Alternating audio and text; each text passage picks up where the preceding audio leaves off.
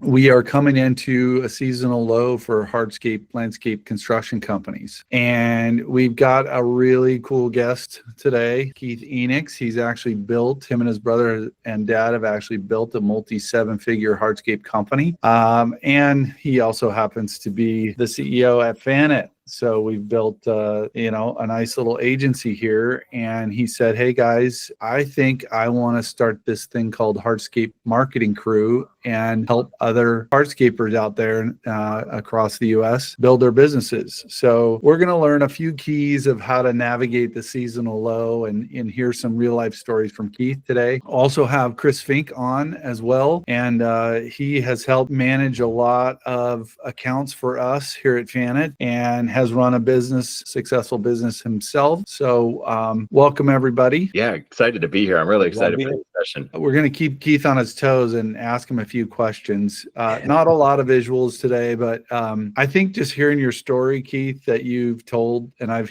heard you tell a few people, is really going to be both inspirational, but also we'll talk a little bit about how money's spent and how to invest and what to invest in. And I think it's going to be helpful for the people that are on the call, but also we'll post this on our YouTube channel, and that'll be helpful for those people as well. So Tyler, why don't you advance the slides a little bit? And we're going to talk a little bit about Keith's story and hear some of the highs and lows that he's experienced growing up, but also as a hardscape construction owner. Hit it one more. There's probably some things that are out of order. And I want us to touch a little bit about the stages, because different things that we do as a hardscape landscape business depend on the stages. And as everybody likes to understand, like, well, how do you manage cash through these different times, and what does that even look like? We'll just touch on that a bit and then kind of finish it up with what are the marketing options that you can invest in that are going to help your business really grow. And of course, at the end, we'll have a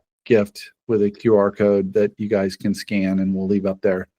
So that's what we're about ready to talk about. So Keith, go ahead and tell us how we got here. Yeah, well, I guess hardscaping's in my blood.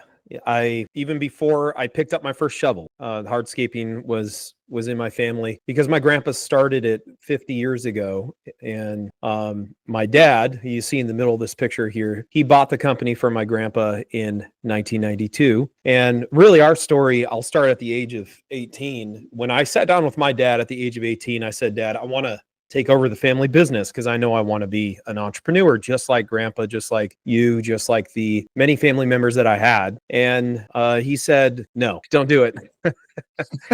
And I was a little confused. I thought, well, isn't that the path? That's the proud path of entrepreneurship. He said, no, go to college. So I went to college and got out of college in 2008. And when we got out of college, both my brother and I, he's on the left in that picture, we thought we'd have a job. We thought we'd be helping my dad take over that business. And what happened was that the economy crashed. And as we all know, as hardscapers, that just really did a number on our businesses. And so our family business that had supported us, that had sent us to college, everything, it went from hero to zero. So we were stuck and we didn't know what to do. I was engaged to be married, so I needed to do something. And we decided that, well, you don't have a business unless you have leads. So I guess we got to fix that problem. So we called all of our lead providers, things like Angie's List, Home Advisor. At the time, they were called Yellow Pages, but today they've changed their name to Haibu. And we said, hey, let's talk. We're paying you guys thousands of dollars a month, but we're not getting any jobs.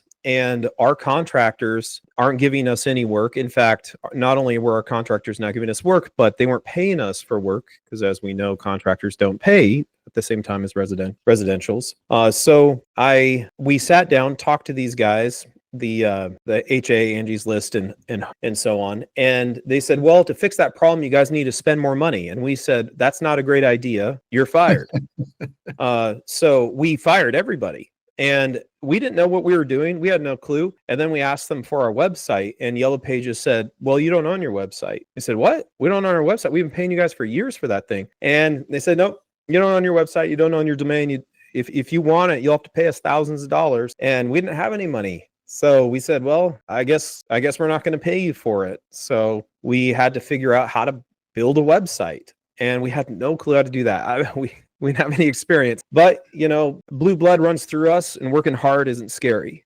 And we weren't scared of that. And so we just worked hard. We worked at night. We worked over the weekends. We figured out how to build a website. And after we built that website and got it in place, we had to run traffic to it. And so we didn't have any money. We couldn't do ads, pay-per-click ads, or anything. And so the only thing that we had was this thing that we were starting to learn about called search engine optimization. So we started doing that. And it wasn't but a few weeks later, my dad calls us and says, "Hey, what are you guys doing? I'm getting calls from residential jobs, people who want me to go out and do their work, retaining walls, yard transformation, pavers, things like that. And these are quality jobs. They're paying me before I start the job. They don't nickel and dime me like the contractors do. And, and they pay right away as soon as I'm done." So we said, "Well, Dad, we're doing this thing that we just learned about called SEO." And he said, "Well, I have no clue what that means, but just keep on doing what you're doing." We said, "All right, we'll keep on doing that." And it wasn't, but a few years later, we learned some other things too. We started implementing those things like paid. We did paid search first, local service ads, and then we implemented meta ads as well. And what happened there was we grew that company from zero to a multi-seven-figure company. And it was because of that we were able to help my dad and pave a pathway of retirement for him, which he thought his business wasn't worth anything. So we paved that path of retirement for him. And going back to that 18, one of the reasons why when we were having that conversation, he said, "Keith, I don't want you to take over this business," is because he didn't think it was worth anything. He thought I should do something else that would actually be worth something. Well, helping him out in that business, helping him with the marketing, with the financials and the operations and the sales increased the value of that business. And we purchased that business from him for $1.2 million. And so as any old hardscaper knows, my dad's retired, but when a hardscaper retires, he doesn't stop working. You just kind of pick and choose when you want to work. So that's what he does. He picks and chooses it. And, once you've been in the craft of hardscaping, you get this sense of accomplishment in life that's kind of unique, because most people in your community don't have these stamps of art all over the city, but you do. And so when you drive around the city, I remember talking, on a ride with my dad, bidding jobs and such, and he'd be like, "Grandpa installed that wall," or "Grandpa did that yard," or "Hey, we just did that wall over there." And I remember a sense of pride because of that. And I think it's that sense that kind of stays with us. And it's like, why would I want to stop what I'm doing? Because I have this really satisfying art that I can do, and it really helps people enjoy their yards, and it helps their community and the community around them to be able to enjoy that yard, and also get to enjoy that, do that art in my local community and see it whenever I'm driving around. So there's that sense of enjoyment there, and I'm glad to be a hardscaper. So building that business and that whole story was very important to our family.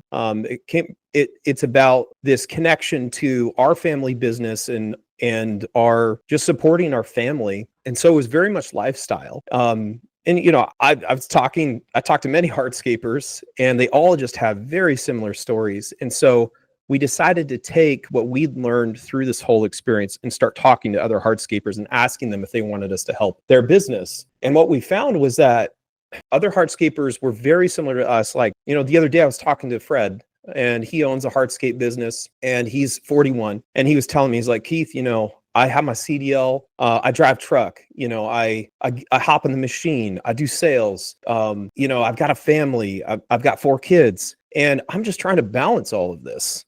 And I don't have time to do anything else. And I really I need somebody in my corner to help me with growing my business to that next level. And because I can't just go do it." And I totally get it. I told Fred, I was like, "Look, if I wrote down every single thing that you said, even how much revenue you're doing, that's literally exactly where we were at, about $850,000 in revenue a year, just enough to support our family and have a decent living, but unable to scale past that because you're just literally doing everything in the business, and you're trying to keep your crew together during the slow season. You're trying to keep your crew busy so they don't leave. And they're unique problems and challenges that we all experience together as hardscapers." that we want to help and fix. So before we dive into the kind of the what happens during the seasonal lows, along the way, we actually built a digital marketing agency, a generalist agency, which means that agency, and Tyler, flip the slide. That agency, Fannit, is kind of the vehicle that allowed you to jump back into just doing hardscape.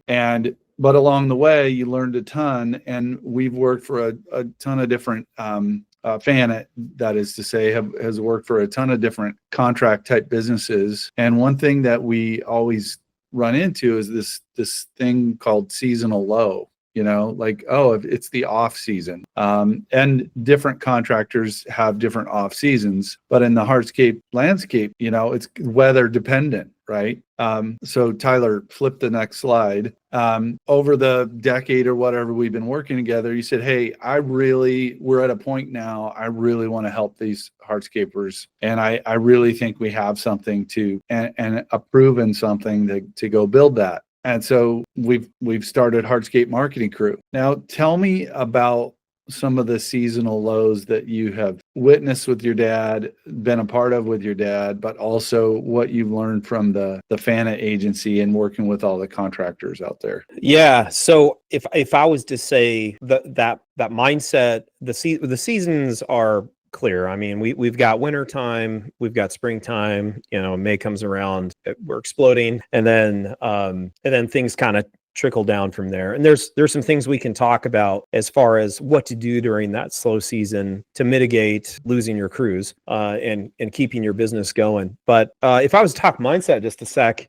most hardscapers, and this is the lifestyle business hardscaper, didn't get into business to go manage the financials, to go manage the customers and stuff. Yeah, customers is part of it, but most hardscapers are in it because they just want to do the work, and they do a great job at it. And so with business comes all these other things that you have to focus on. And just like I was talking about Fred, who's got a drive truck, has a CDL. No other guy has a CDL, so he has to do it. He has to hop in the machine. He's got to manage the job, manage the crew, manage the financial. I mean, that's a pretty common story. And so when you're stuck between all of those things, how do you break out of that and work on your business instead of just being stuck in your business? And it's a real thing. And I get it's a real frustration. It's not easy to just say, I'm going to work on my business, and then just you do it, because there's so much that has to happen inside. One of the things that I remember every slow season, and at first we used to take my dad pretty serious, but he would say, hey guys, just so you know, this year's been pretty tough, so we're not gonna be able to do Christmas gifts. And we'd say, oh no, but every year there was Christmas gifts. And so over time, we just kind of figured that there would be Christmas gifts, but he would always say during slow season, sorry guys, business is tough, no Christmas gifts. I think he was kind of hacking his brain, like, all right, I'm gonna make sure and get the work done so that we have Christmas gifts. Yeah. But I think that's kind of the case with all hardscapers, because looking back at that, you could say that was a rhythm that he ran. That was the only rhythm that he could do, because he had so much on his mind. He couldn't get out and work on the business and fix the problems and be more proactive for that next year to fix that problem. So those were the things that I always wanted to help my dad with and to improve. And those would be more the operations side of things. Yeah. So we'll get into a little bit of kind of, what are some options in terms of, what do you do? What are the secrets or what are the things that you've had to do with your dad's company and other hardscape companies and other contractors around what do you do in the off season? And it's probably different for different stages of business, but from the hardscape landscape business perspective, maybe walk us through these 4 different stages and what happens during these different stages, because when you're a bigger business, it's a little easier to weather the off season than when you're a little bit smaller, which is why you want to get to be a bigger business as fast as you can. But maybe kind of walk through what happens to a hardscape landscape company during these different stages and kind of what's the mindset and how do you think about it? Well, I would say actually, for the lifestyle guy, Talk about Mike. Mike is lifestyle. He works on the weekends, and just talked to him this week. And he has a great business. It's very profitable and it's lean. He just works on the weekends, does paver jobs. So if you've got a lean business, if you're going into slow season, then you're going to have an easier time of it. But Mike works a full-time job. He's in the operators union, and then he works on the weekend. So he's trying to figure out, how do I fill up those other weekends that I'm not working and quit my job so I can go full-time with just hardscaping, because he's making great money from it. So I would say, like, if you're really small, you got to run lean. Got to run super lean. As you get bigger, you're going to get fatter, and there's some things that you might miss. So as you get into steady operation, it's easy for you as the owner to think of everything in your business. You're doing the finance, operations, sales, marketing. I should say it's easier. It's not easy. It's easier. So that's when you get bigger, you're going to hire people, and when you hire people, now you're going to lean on them. And one of the biggest pitfalls that I see is that an owner just thinks that other people are going to know what he's thinking. And that's never the case. I was just talking with a company that does about $3 million a year, and they hired a salesperson in the company. Well, they thought the salesperson knew because they were a salesperson to just follow up. So, they're a 7-figure business right here, but they don't have a CRM in place to keep their eyeballs on the sales process and fix any issues that are in there. And so they found out later that this person was just not following up on leads, just didn't feel like it, an owner would never do that. An owner would always follow up, and the best thing an owner should do, of course, is to follow up in person with that proposal, so you can do comparisons against the other proposals, right? Then you're going to close them. Well, this really hurt their business. In fact, it hurt it so bad that they had to let go of almost half of their people because they lost out on so many contracts. It wasn't necessarily lead problem is part of it, but sales problem becomes a bigger problem when you as an owner are hiring other people to do different roles in your business. So as you go through those levels, steady operation, you've got leads focused when you're really small. How do I get more leads? The owner's typically fielding those and closing them. And when you get into the 7-figure level, now you've got delivery crews. Maybe you got a delivery lead.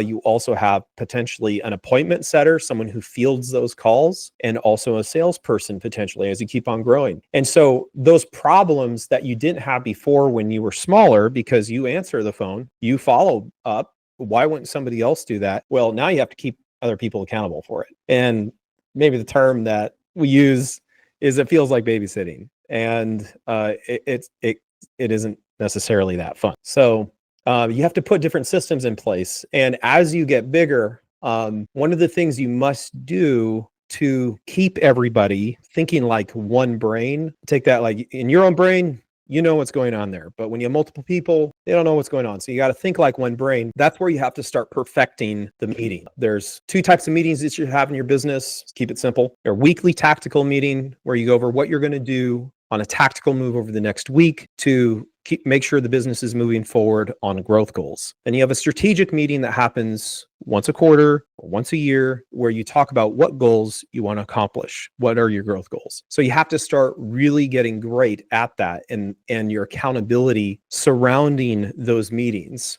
Your follow-up process. Hey, John, are you doing your work? We assigned you this over this week. Did you do that? Did you get it done? Making sure that people are, they have the right close rates. Your appointment setter, does he have the right appointment rate to estimates going out? You got to make sure all those things are solid, or else you're losing out on opportunities. Doesn't matter how many leads you generate in your business as you get bigger. So if we look at seasonality and on the next slide, it's thinking about when money comes in, when it goes out, what are you spending it on, how do you use it? And if you can kind of go down the road of the mentality of the typical business owner, and then maybe what's different from those businesses you've worked with and that you've run in this niche that separate those ones who grow faster and from season to season. Yeah. So if we can just change our mindset, a huge shift in mindset is to think about slow time,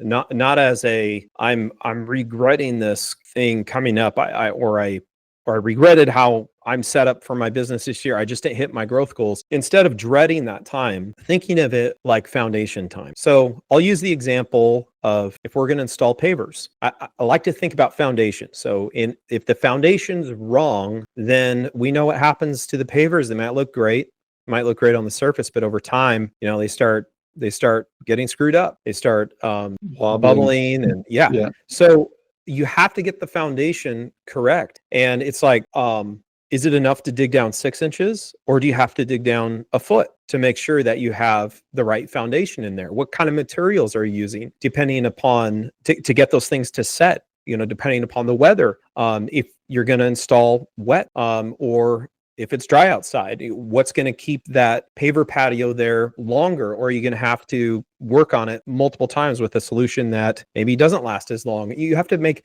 all of these different decisions, and the foundation of that is the key to make sure everything on top of it is going to work. So think about your business from that regard. Like, slow season is time to work on the foundation. There's going to be cracks. There's going to be problems. And so now we got to go back and figure out what's wrong. So one of the things that I find interesting, here we are, 2024, 2025. Look, I'm a hardscaper. I'm going to pick on you guys just a little bit, but I'm talking to a lot of you on the phone, and you don't have a clue what your goals are for 2025. So like it'd be like, if you're going to go install a paver, how this is a very important question. You ask, where do you want that paver patio to be installed? Or if you're going to install a retaining wall on the property line, you want to know where that property line is, because you don't want to get that call later finding out that you're actually an inch into the neighbor's property. Like, you want to know where you're going with that. And so setting your business up with just at least having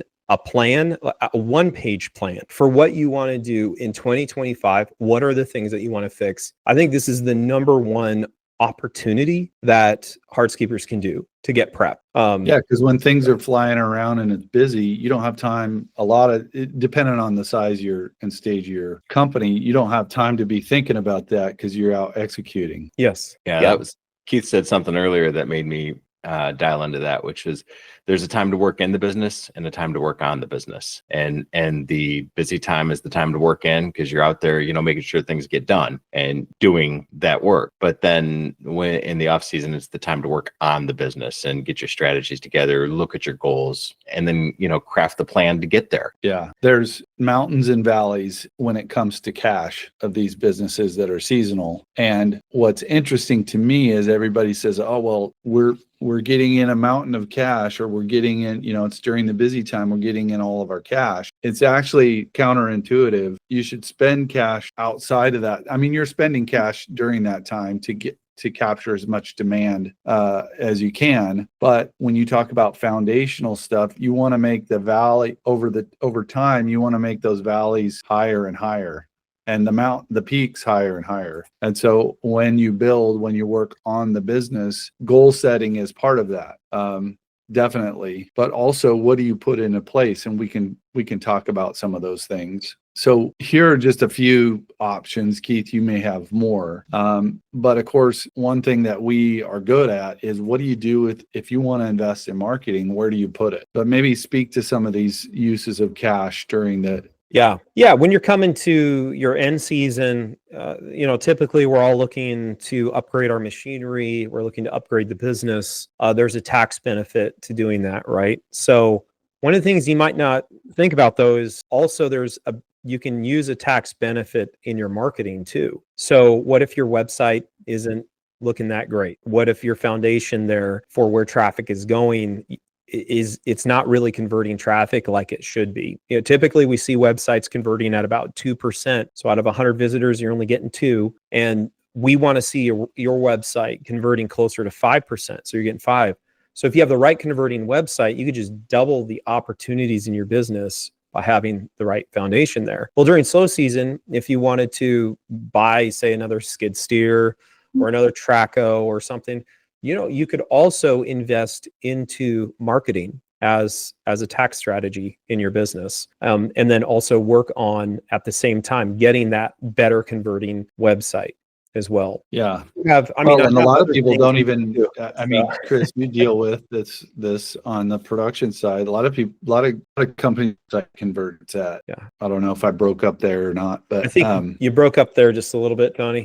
sorry about that. Yeah, I was just saying there are times when we run into people that and business owners that don't even measure how their website converts. Oh yeah, you can bet if you're not measuring your growth goals for 2025, you're probably not measuring anything off your website. And that's not like, that's a normal thing, and that's okay from the standpoint of it's average, but we can do a lot better. That's all I'm trying to get at. We can do a lot better. We can make things a lot better, so you don't have to work so hard to get to the result you are trying to get to. So that's really important. Yeah. So I mean, the marketing side, I hit on that a little bit, but there's actually some other setup things I would just like to mention. So there's two other big setup things. So going back to that salesperson and the problem in that one company, which at the end of the day, when that whole thing was done, they had to let almost half their staff go from it. Just one person. That's awful. You know, we don't want that to happen. Well, the big thing that you could put in place is just a simple company scorecard measuring the most important KPIs that you need to track on a weekly basis in that weekly tactical meeting that you have, making sure that you're at least putting your eyeballs on those.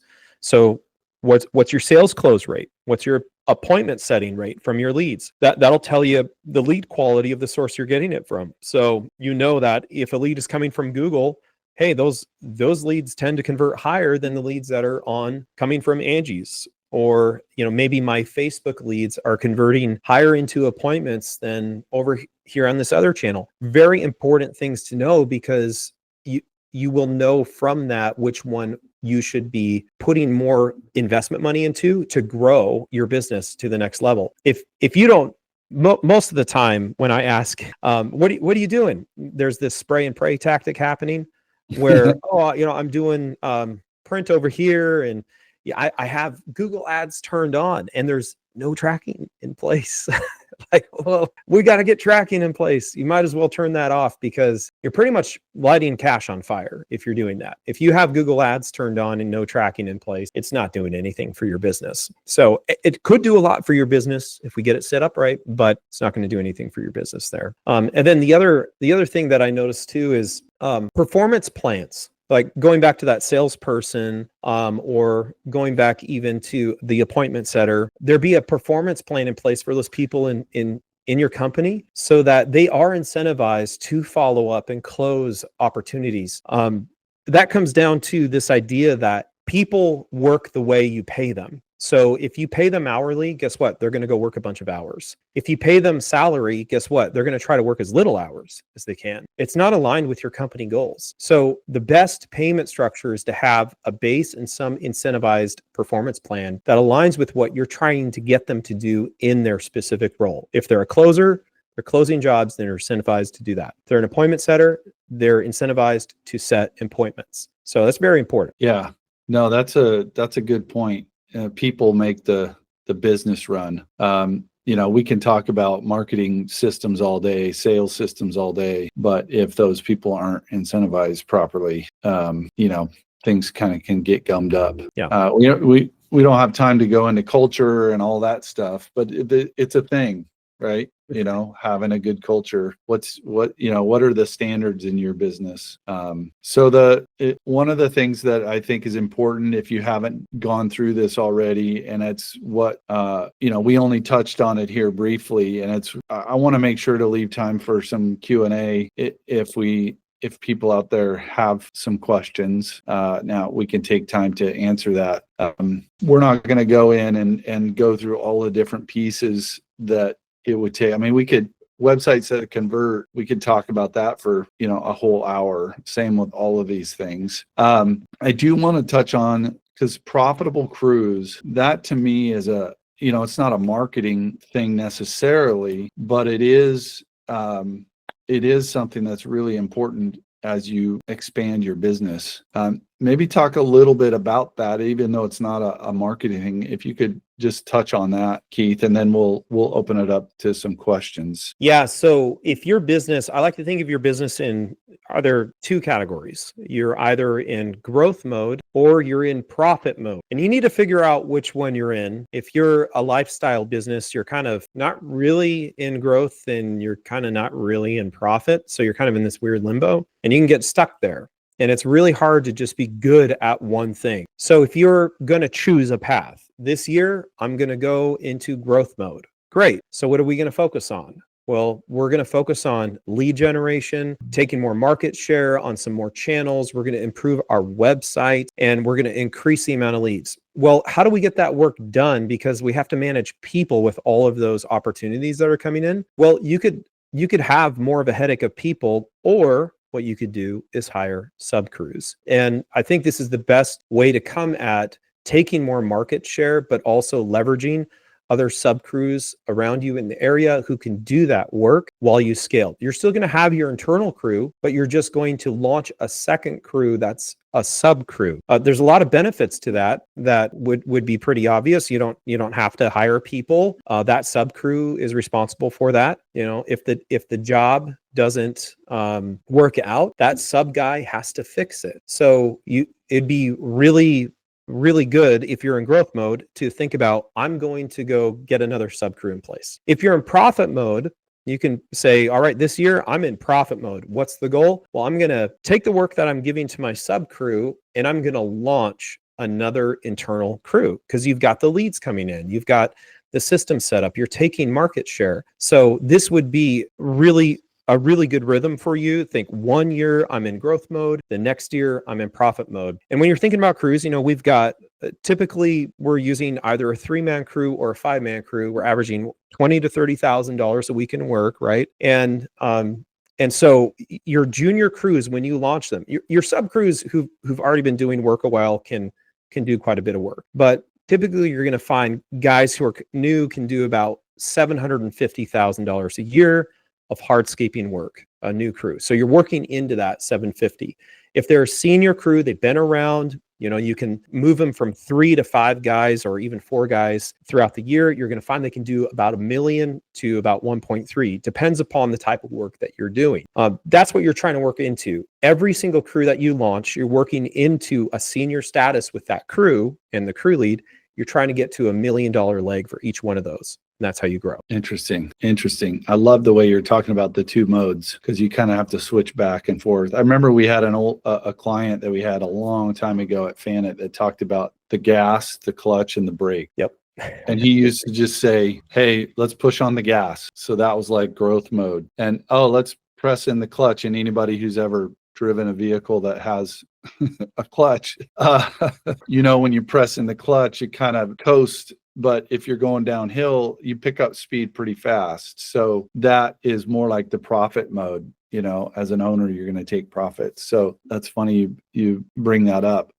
So Chris, some people are asking, why is Chris Fink on this call? And the reason you're on this call is to ask the important question. So, and also represent customers out there that have some of the questions. So I know customer relationships with at Fannit and the success of those relationships. So I want you to act as the, and I'm springing this on you, so, not rehearsed here.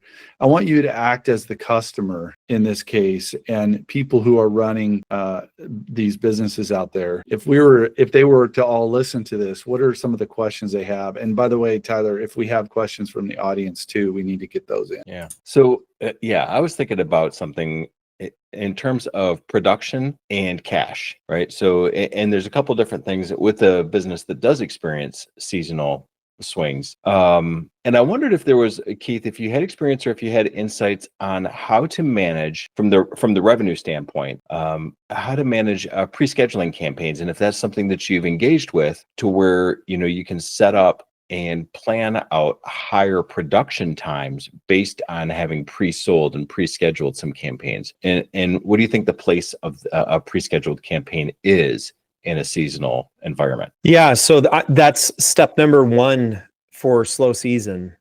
That's your, let's say for everybody that's out there, that's your secret weapon that you absolutely should be wielding. And that is, during busy season, you're scheduling those jobs out. And as you get more of those jobs in, you're scheduling during that slow season. And unlike a maintenance crew, as a hardscaper, we get to do that with our projects, and we can pick and choose our jobs. And that would be the only difficult thing during slow season. It's wet. We're probably going to see a huge intent drop for customers to get their jobs done because they're looking for their yard to be green afterwards, and it's not going to turn green after we do our work. So you are picking and choosing those. Also, the other thing that we have is when you run the machine back and forth on the yards, if it's wet, it'll turn into soup. So we definitely want to be careful with which job we're working on, and we want to know the soil and make sure that it's just not going to turn into soup while we're running the machine back and forth.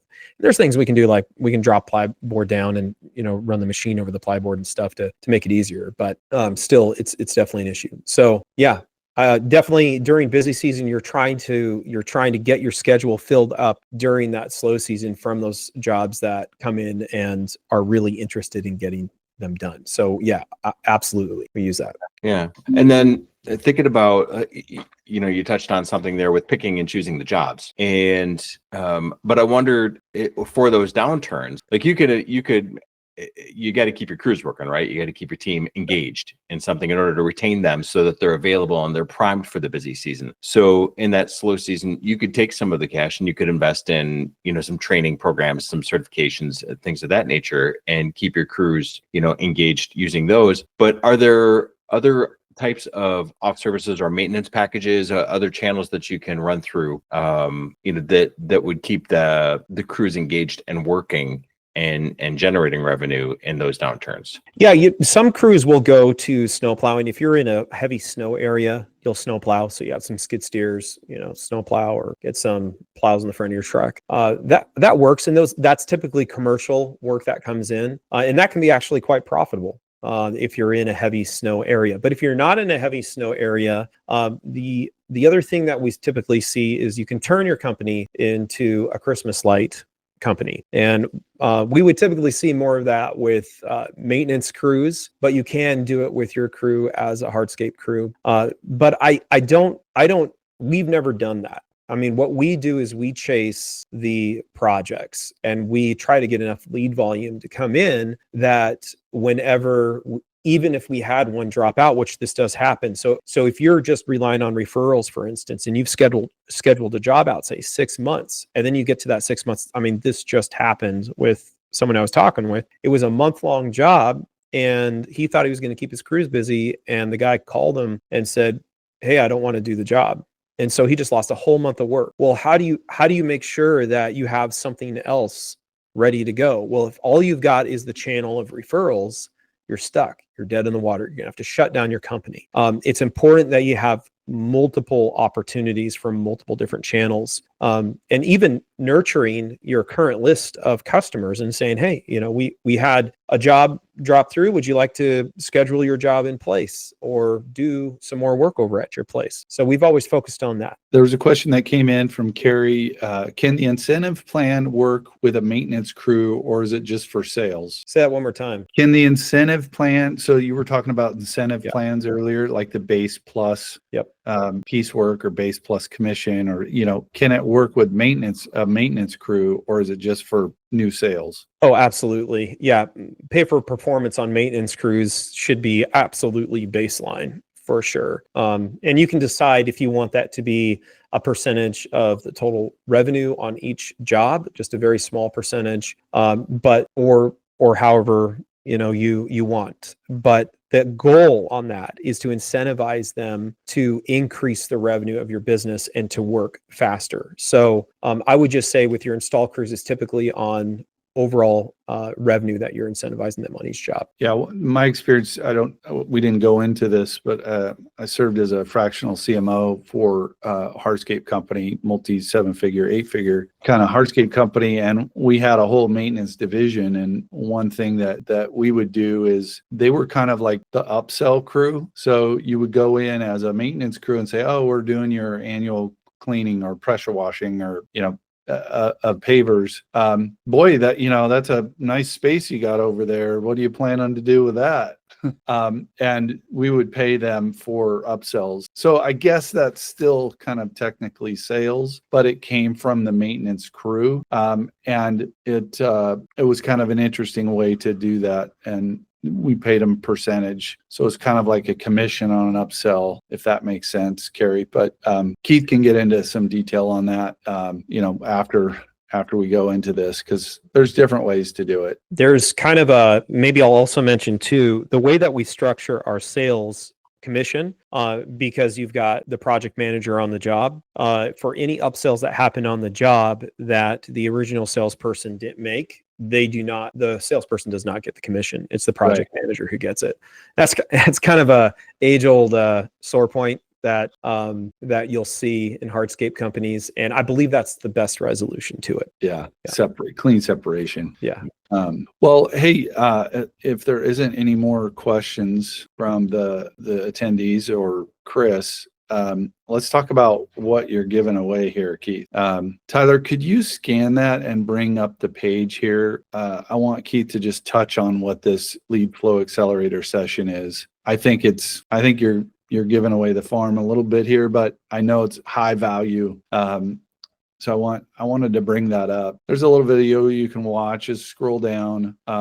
But maybe talk about this real quick. Just hold it there on the checklist and what you're offering here, Keith. Yeah, so I just want to give hardscapers out there a better idea of what the competition is in their local area. So I'm going to help you with understanding what keywords people are searching in your local area for hardscaping, patios, pavers, walkways, etc. And then we're going to take a look at your rankings in comparison to others in your area. I want to find the weak point opportunities that they have and then bring that to you so you can see how you could take their market share. And the goal there most of the time is we want to see you at the very least ranking in the map listing on Google. So those 3 different results that you see when you're searching for retaining walls near me or paver, installer, contractor, so on and so forth. That's where we want to get you ranked. That's where all of the searches happen for service companies like you. The other thing we need to look at is your reviews as well. It's super important. I see multi 7-figure companies who've kind of incognito done multiple 7 figures and their digital marketing isn't there. They don't work on it at all. And they don't realize that their reviews are not good on Google. And typically the second thing that people do after they talk to you is they bring up their phone, look at Google and see what your reviews look like. If your reviews are underneath the 4, it's highly likely that person's not going to go with you because your reviews aren't high enough. So very important. We also want to look at your website conversion to make sure that your website has the elements in place, the proper elements to ensure that it's converting people at closer to that 5% instead of that 2% or less. So from that, we can come up with really a great local domination plan for you to take that market share in your local area. And then you can take that and do whatever you want with it yourself, or if you want to hire us to do it, of course, we know what we're doing.